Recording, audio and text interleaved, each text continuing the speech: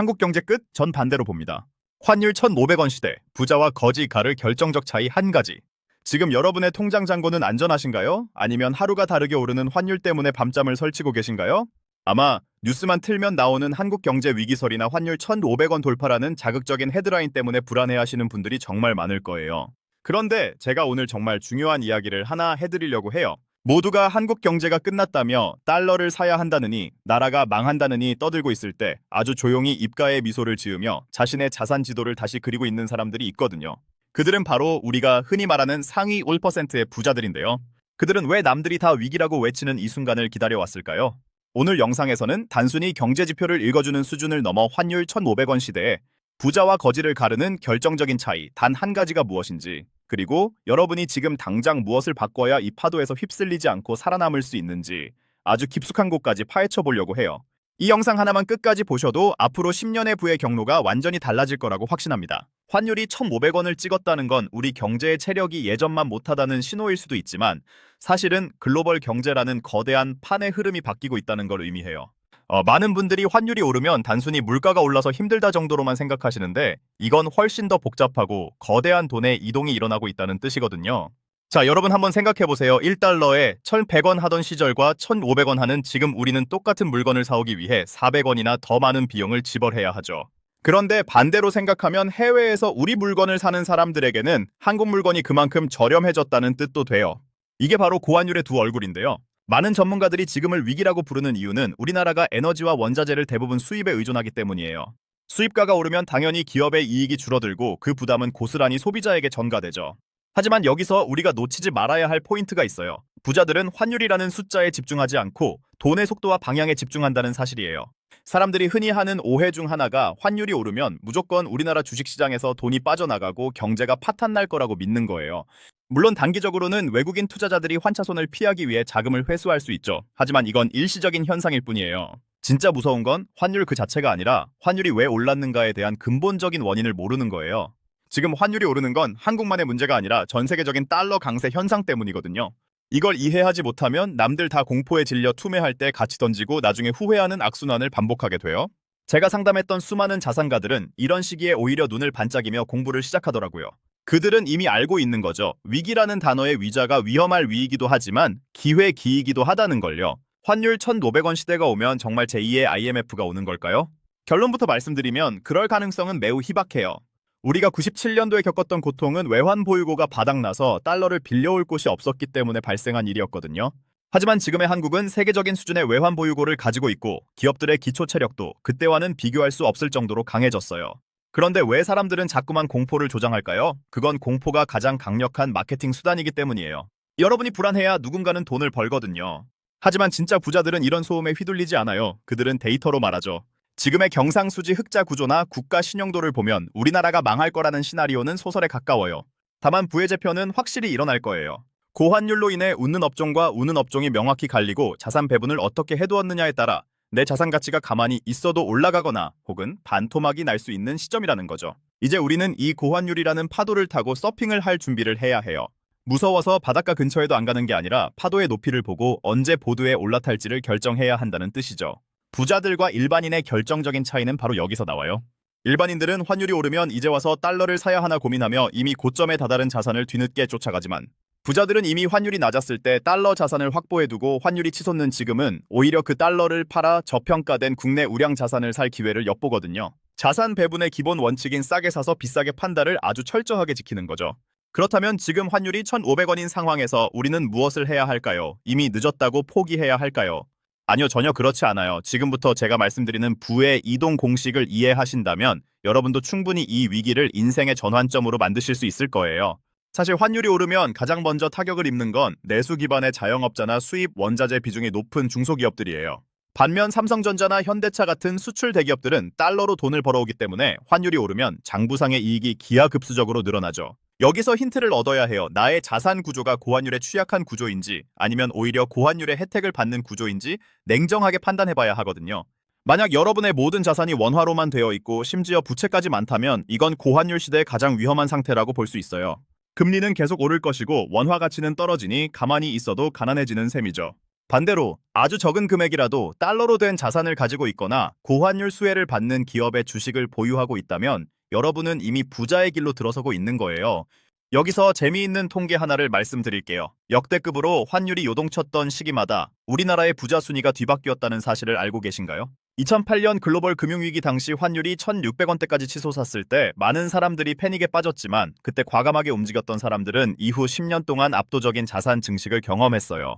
그들이 했던 건 특별한 기술이 아니었어요. 모두가 노라고 할 때 예스를 외칠 수 있는 용기와 평소에 준비해둔 경제적 지식이었죠. 지금 환율 1,500원이라는 숫자 뒤에 숨겨진 거대한 기회의 문이 열리고 있다는 걸 여러분은 느끼셔야 해요. 단순히 물가가 올라서 힘들다는 불평만 하고 있을 때 누군가는 이 고환율이 만들어낸 자산 가격의 왜곡을 이용해 인생 역전을 준비하고 있거든요. 그렇다면 과연 그들이 주목하고 있는 그 결정적인 차이 한 가지가 무엇일지 지금부터 더 구체적으로 들어가 볼게요. 잠깐만요. 여러분 혹시 지금 당장 달러 환전하러 은행 가시려는 건 아니죠? 만약 그러신다면 잠깐만 멈춰주세요. 무작정 달러를 사는 것보다 훨씬 더 중요한 본질적인 전략이 있거든요. 이걸 모른 채 달러만 사모으는 건 오히려 더 큰 위기에 빠지는 지름길이 될 수 있어요. 이어지는 내용에서는 부자들이 고환율 시대에 절대 하지 않는 세 가지 행동과 함께 지금 당장 실행 가능한 단계별 투자 로드맵을 아주 상세하게 공개할 예정이니까요. 채널 고정하시고 끝까지 집중해주세요. 자, 이제 본론으로 더 깊이 들어가 볼까요? 여러분이 가장 궁금해하실 부자와 평범한 사람을 가르는 그 한 가지 결정적인 차이가 무엇인지 이제 말씀드릴게요. 그건 바로 원화 편향성이라는 무서운 덫에서 벗어났느냐 아니냐의 차이예요. 대다수의 사람들은 내가 한국에 살고 한국 돈을 쓰니까 내 재산은 당연히 원화로만 있으면 된다고 생각하죠. 하지만 이건 아주 위험한 생각이에요. 여러분이 잠든 사이에도 환율이 오르면 여러분의 구매력은 전 세계적인 기준으로 볼 때 야금야금 깎여나가고 있는 거거든요. 예를 들어볼까요? 여러분이 통장에 1억 원을 모았다고 치죠. 환율이 1,100원일 때는 이 돈의 가치가 약 9만 달러 정도 돼요. 그런데 환율이 1,500원이 되면 똑같은 1억 원인데도 가치는 6만 6천 달러로 뚝 떨어집니다. 여러분은 가만히 앉아서 아무 잘못도 안 했는데 전 세계 시장에서 여러분이 살 수 있는 물건의 양이 30%나 줄어든 거예요. 이게 바로 부자들이 원화만 들고 있지 않는 진짜 이유예요. 그들은 자신의 자산을 원화라는 우물 안에 가두지 않고 전 세계 어디서나 통용되는 달러나 금 같은 글로벌 자산으로 분산해 두거든요.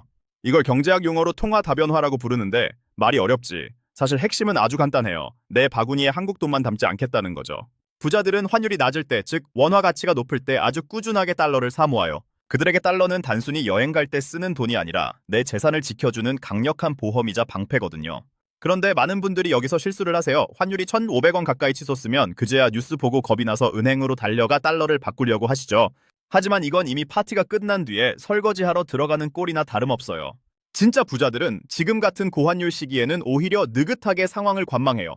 이미 충분한 달러 자산을 확보해 두었기 때문에 환율이 오르면 오를수록 기분이 좋아지는 구조를 만들어 놨거든요. 오히려 이들은 지금의 달러를 팔아서 무엇을 살까 고민하고 있어요. 고환율 때문에 저평가된 한국의 부동산이나 주식을 눈독 들이고 있다는 말이죠. 이게 바로 거지와 부자를 가르는 결정적 한 끗 차이예요. 위기가 왔을 때 대응하느냐 아니면 위기가 오기 전에 미리 구조를 짜놓았느냐의 차이죠. 과거의 사례를 보면 이 차이가 얼마나 극명하게 벌어지는지 더 잘 알 수 있어요. 1997년 IMF 외환위기 당시를 한번 떠올려 보세요. 그때 환율이 2,000원 가까이 치솟으면서 나라 전체가 망할 것처럼 흔들렸죠. 평범한 직장인들은 명예퇴직을 당하고 집값이 반토막 나며 고통받고 있을 때 아주 소수의 자산가들은 무엇을 했을까요? 그들은 미리 준비해둔 달러를 원화로 환전해서 강남의 아파트와 알짜 기업들의 주식을 헐값에 쓸어 담았어요. 누군가에게는 인생이 무너지는 재앙이었지만 준비된 이들에게는 수십 년에 한 번 올까 말까 한부의 대이동 기회였던 거예요. 2008년 글로벌 금융위기 때도 마찬가지였죠. 리먼 브라더스 사태로 전 세계 금융시장이 마비되고 환율이 폭등했을 때도 똑같은 일이 반복됐어요. 역사 속에서 반복되는 이 패턴을 아는 사람들은 지금의 1,500원 환율을 보며 공포에 떨기보다 다음 스텝을 준비하고 있어요. 여러분은 지금 어느 쪽에 서 계신가요? 그렇다면 고환율 시대에 우리는 구체적으로 어떤 포트폴리오를 가져가야 할까요? 무작정 달러 현금만 들고 있으면 될까요? 아니요, 부자들은 그렇게 단순하게 움직이지 않아요. 달러 현금도 중요하지만 더 중요한 건 달러로 수익을 내는 자산이에요. 예를 들어 미국 국채나 미국의 우량 배당주 같은 것들이죠. 환율이 오를 때 환차익만 챙기는 게 아니라 달러로 이자와 배당까지 받는 이중 수익 구조를 만드는 거예요. 지금처럼 미국의 기준금리가 높은 상황에서는 미국 국채만 잘 활용해도 연 4에서 5%의 확정 수익을 달러로 받을 수 있거든요. 원화 가치가 떨어질수록 달러 가치는 오르고 거기에 이자까지 붙으니 이보다 강력한 재테크가 어디 있겠어요. 게다가 금이라는 자산도 빼놓을 수 없죠. 금은 화폐 가치가 떨어질 때 가장 먼저 빛을 발하는 안전자산의 끝판왕이니까요. 고환율과 고물가가 동시에 오는 지금 같은 시기에 금은 여러분의 자산을 지켜주는 최후의 보루가 될 거예요. 그런데 여기서 의문이 드시는 분들도 있을 거예요. 아니 작가님, 지금 이미 환율이 1,500원인데 지금 들어가면 상투 잡는 거 아닌가요? 맞아요. 지금 당장 전 재산을 달러로 바꾸는 건 매우 위험한 행동이죠. 그래서 부자들은 분할 매수와 분할 매도라는 철칙을 지켜요. 환율이 오를 때마다 조금씩 수익을 실현하고 반대로 환율이 떨어질 때마다 기계적으로 달러를 사모으는 연습을 하셔야 해요. 이건 기술적인 문제라기보다 심리의 문제거든요. 내가 환율의 고점과 저점을 맞추겠다는 오만함을 버리고 시장의 흐름에 내 몸을 맡기는 법을 배워야 해요. 특히 지금처럼 변동성이 큰 시기에는 현금의 비중을 평소보다 높게 가져가면서 기회를 엿보는 게 훨씬 현명한 전략이에요. 왜냐하면 환율이 높다는 건 그만큼 시장에 공포가 가득하다는 뜻이고 조만간 우량한 자산들이 싼 가격에 매물로 나올 가능성이 크다는 신호니까요. 한 가지 더 흥미로운 자산이 있는데 바로 수출 주도형 기업들의 주식이에요. 우리나라는 수출로 먹고 사는 나라죠. 환율이 높으면 해외 시장에서 우리 제품의 가격 경쟁력이 생기고 기업들의 이익이 늘어나요. 삼성전자나 하이닉스 같은 반도체 기업, 자동차 조선 업종들이 대표적이죠. 물론 원자재 수입 비용이 늘어나는 단점도 있지만 글로벌 시장 지배력이 있는 대기업들은 그 비용을 제품 가격에 전가할 능력이 있어요. 결과적으로 고환율은 이들 기업의 체력을 더 단단하게 만들어주는 약이 되기도 하죠. 부자들은 단순히 환율 숫자만 보는 게 아니라 그 숫자가 실물 경제에 어떤 영향을 주는지 아주 입체적으로 분석해요. 환율이 오르니까 나라가 망한다가 아니라 환율이 오르니까 어떤 기업의 금괴 달러가 쌓일까를 고민하는 거죠. 사고의 전환 하나만으로 위기가 기회로 바뀌는 순간이에요. 여러분 혹시 짐 로저스나 워런 버핏 같은 세계적인 투자자들이 한국 경제에 대해 했던 말들을 기억하시나요? 그들은 한국의 역동성을 높게 평가하면서도 항상 한 가지 우려 섞인 조언을 남겼어요. 바로 대외 의존도가 높은 경제 구조상 대외 변수에 취약할 수밖에 없으니 개인들도 글로벌한 시각을 가져야 한다는 점이었죠. 지금 우리가 겪고 있는 1,500원 환율 시대는 우리에게 그 숙제를 풀라고 강요하고 있는 거예요. 이제 더 이상 한국 안에서의 재테크만으로는 내 소중한 자산을 지킬 수 없는 시대가 왔거든요. 원화로 월급을 받고 원화로 적금을 붓는 건 지극히 정상적인 경제 활동이지만 거기에만 머물러 있다면 여러분은 평생 환율이라는 파도에 휩쓸리며 불안해하며 살 수밖에 없어요. 부자가 되고 싶다면, 아니 최소한 내 자산의 가치를 지키고 싶다면 오늘부터 당장 원화 중심의 사고방식에서 벗어나야 합니다. 자, 그렇다면 구체적으로 어떻게 시작해야 할까요? 소액으로도 할 수 있는 방법이 정말 많거든요.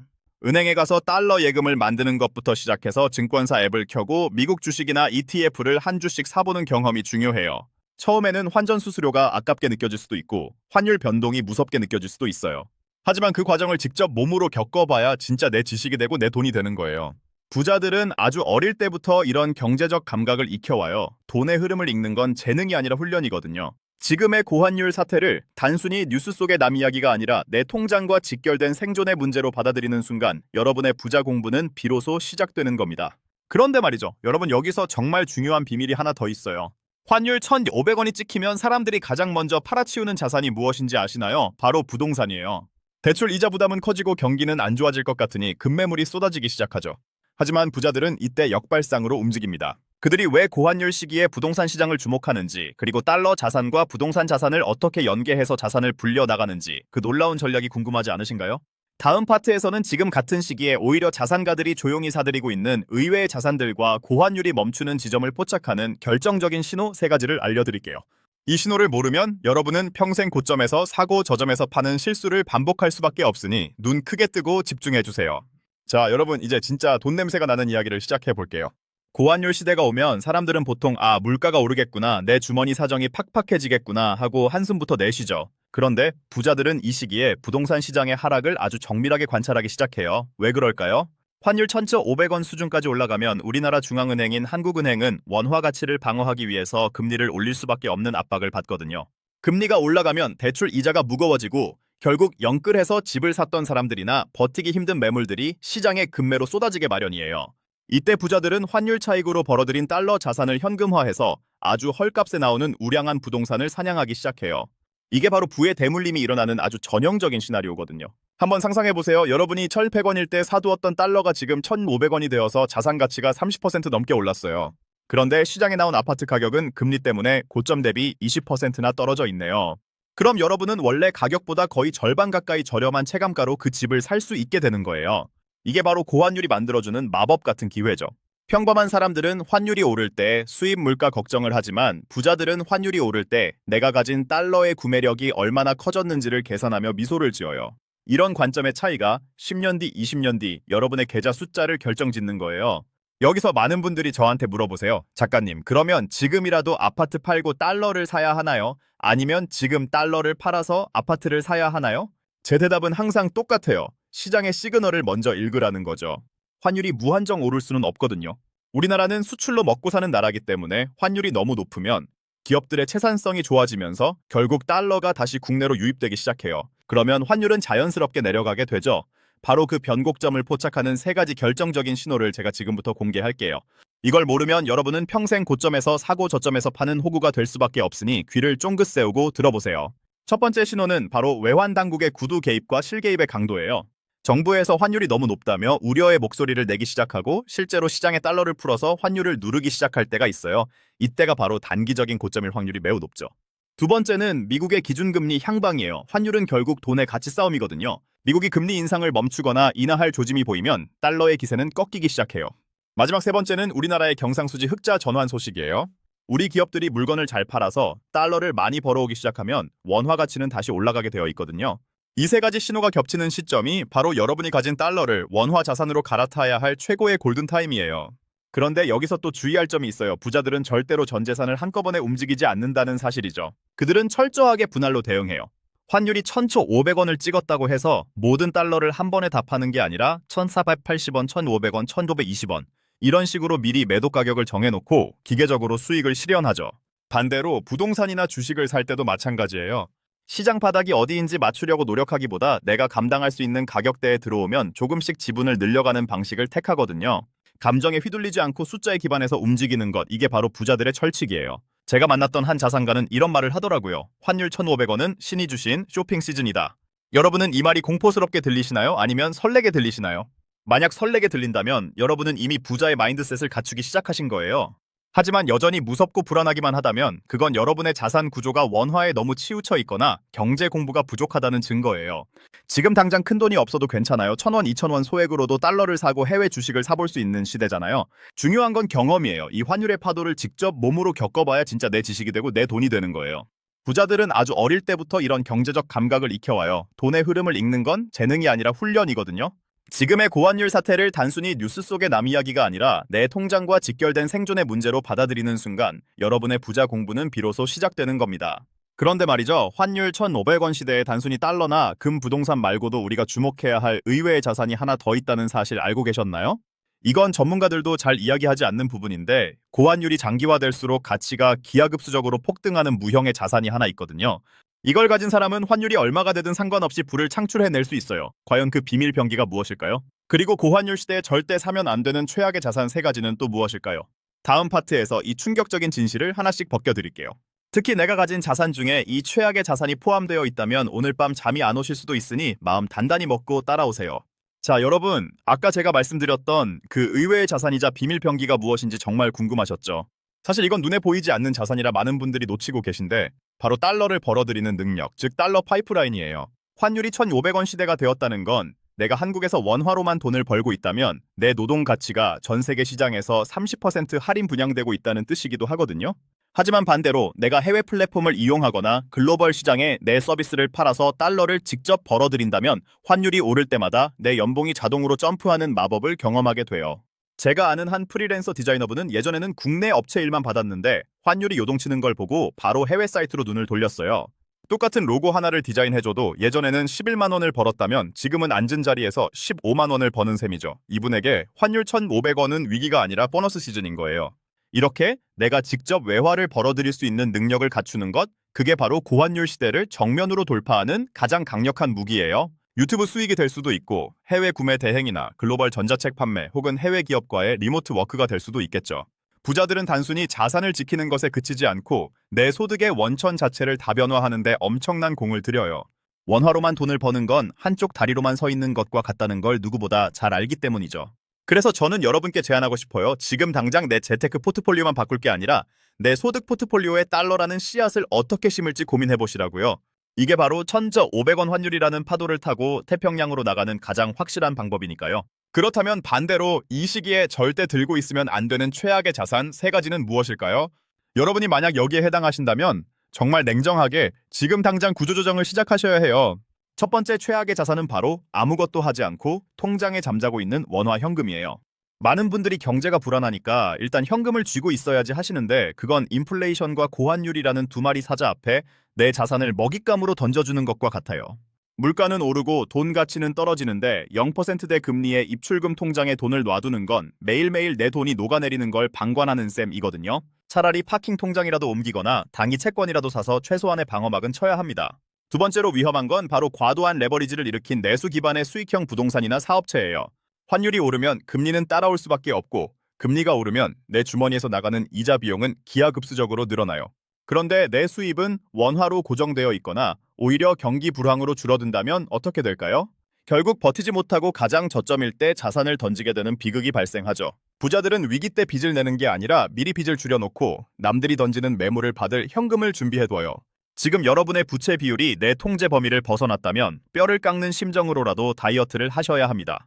마지막 세 번째 최악의 자산은 뉴스 보고 뒤늦게 뛰어든 유행성 테마 자산들이에요. 환율이 1,500원 가니까 이제라도 달러 레버리지 상품을 사야지, 혹은 지금 금값이 최고가라는데 지금이라도 금을 사야지 하고 뒤늦게 올라타는 분들이 꼭 계세요.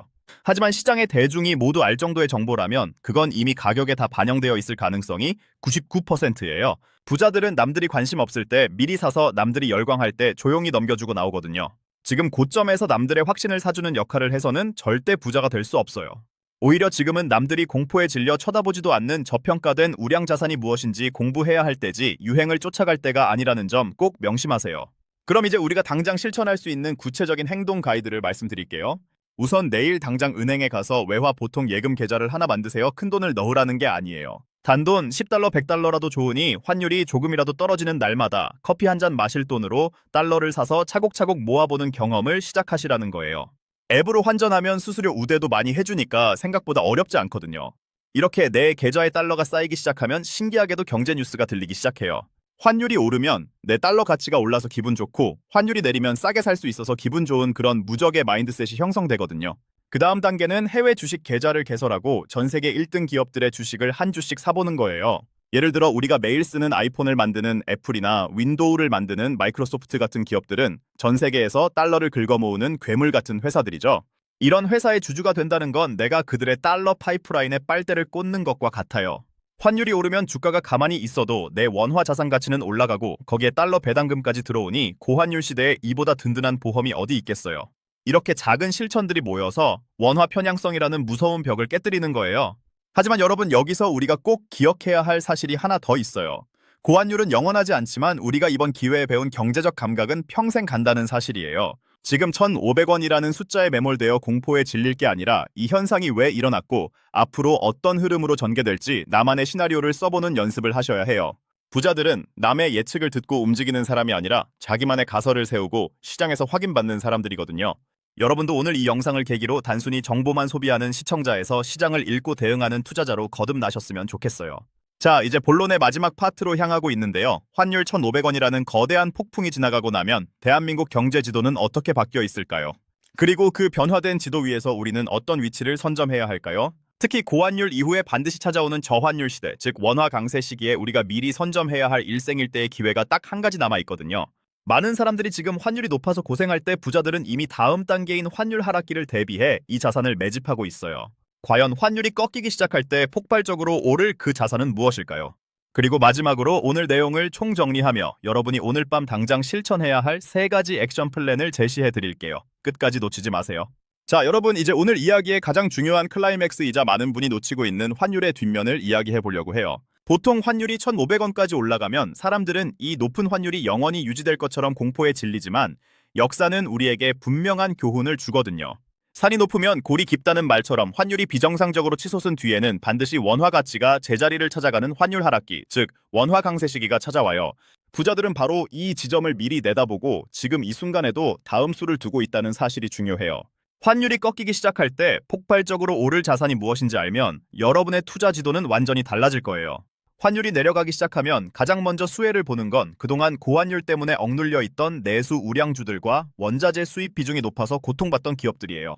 특히 한국의 전력, 가스 같은 유틸리티 기업이나 음식물 원료를 수입하는 기업들은 환율이 조금만 내려가도 비용이 급감하면서 이익이 마법처럼 늘어나거든요. 부자들은 지금 환율 1,500원 시대에 달러로 수익을 실현하면서 동시에 이렇게 나중에 환율이 떨어졌을 때 크게 오를 국내 우량 자산들을 조용히 매집하고 있어요.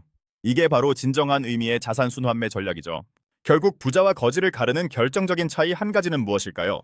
제가 영상 초반부터 강조해왔던 그 답은 바로 위기를 숫자로 보느냐 아니면 감정으로 보느냐의 차이예요. 영어 이미지 프로프트 Modern Cinematic Close-up of a Human Eye Reflecting Glowing Financial Green Numbers 1-500 Sharp Focus on the Iris, Steady Gaze, Intellectual and Calm Mood, Cinematic Macro Photography 한국어 번역 평범한 사람들은 환율 1,500원이라는 숫자를 보며 나라가 망할 것 같은 공포라는 감정을 느끼지만 부자들은 1,500원이라는 숫자를 보며 내 자산의 구매력이 어떻게 이동하고 있는지 계산기를 두드려요. 즉, 세상의 흐름을 내게 유리하게 해석하고 미리 판을 짜는 능력이 그 차이를 만드는 거죠. 여러분은 이제 이 비밀을 알게 되셨으니 더 이상 환율 뉴스에 일희일비하며 불안해하실 필요가 없어요. 자, 오늘 내용을 짧고 굵게 세 줄로 요약해 드릴게요. 첫째, 환율 1,500원은 한국 경제의 종말이 아니라 글로벌 부가 재편되는 거대한 사이클의 정점이다. 둘째, 부자들은 원화 편향성에서 벗어나 평소에 달러라는 보험을 들어두고 위기 때 그 보험금을 타서 헐값에 나온 자산을 산다. 셋째, 지금 당장 해야 할 일은 내 소득의 일부를 달러화하고 나만의 달러 파이프라인을 고민하는 것이다. 이 세 가지만 기억하셔도 여러분은 상위 1%의 경제적 사고방식에 진입하신 거예요. 이제 여러분이 오늘 밤 당장 실천해야 할 구체적인 액션 플랜 세 가지를 제안할게요. 우선 첫 번째로 주거래 은행 앱을 켜서 외화 계좌를 만드세요. 그리고 딱 10달러만 환전해보세요. 큰돈이 아니라 그 경험 자체가 여러분의 뇌를 글로벌 경제에 동기화시키는 시작점이 될 거예요. 두 번째는 내 가계부에서 나가는 고정 지출 중 금리 인상에 영향을 받는 대출 이자가 얼마나 되는지 정확히 파악하고 불필요한 지출을 줄여 현금 흐름을 확보하는 거예요. 마지막 세 번째는 내가 가진 기술이나 재능을 해외 플랫폼에 팔 수 있는 방법이 없을지 딱 30분만 고민해보세요. 원화가 아닌 달러로 돈을 벌어보는 상상만으로도 여러분의 경제적 시야는 태평양 너머로 확장될 거예요. 여러분, 사실 경제는 심리라는 말이 있잖아요. 남들이 다 죽겠다고 아우성칠 때 냉정하게 중심을 잡고 기회를 찾는 사람에게 돈은 자연스럽게 흘러가게 되어 있어요. 환율 1,500원이라는 거친 파도가 치고 있지만 여러분이 든든한 배와 나침반을 가지고 있다면 이 파도는 여러분을 더 넓은 바다로 데려다줄 최고의 추진력이 될 거예요. 저는 여러분이 이번 위기를 단순한 고통이 아니라 인생을 바꾸는 거대한 전환점으로 만드시길 진심으로 응원합니다. 오늘 영상이 여러분의 불안을 확신으로 바꿔드리는데 조금이라도 도움이 되셨나요? 그렇다면 구독과 좋아요, 그리고 알림 설정까지 꼭 부탁드릴게요. 여러분의 작은 응원이 제가 더 깊이 있는 인사이트를 담은 영상을 만드는데 큰 힘이 되거든요. 그리고 지금 여러분이 가장 걱정되는 경제 고민이나 오늘 영상을 보고 느낀 점이 있다면 댓글로 자유롭게 남겨주세요. 제가 하나하나 읽어보고 여러분의 고민을 해결해 드릴 수 있는 다음 영상을 준비하는데 적극 반영하겠습니다. 자, 영상 초반에 제가 드렸던 질문 기억하시나요? 환율 1,500원 시대에 여러분의 통장은 안전한가요? 이제 여러분은 답을 알고 계실 거예요. 안전하냐 아니냐는 환율이 결정하는 게 아니라 바로 여러분의 대응이 결정한다는 사실을요. 공포는 무지에서 오고 확신은 공부에서 옵니다. 오늘 이 긴 영상을 끝까지 보신 여러분은 이미 다른 이들보다 수십 걸음 앞서 나가고 계신 거예요. 이 공부의 끈을 놓지 마시고 저와 함께 부의 길로 꾸준히 걸어가 보시죠. 다음 영상에서는 고환율 시대가 끝나고 찾아올 저금리 시대에 우리가 반드시 주목해야 할 제2의 비트코인 같은 자산에 대해 아주 자세히 다뤄볼 예정이니까 기대 많이 해주세요. 끝까지 시청해주셔서 정말 감사합니다. 여러분의 성공적인 투자를 언제나 응원할게요. 다음 영상에서 뵙겠습니다.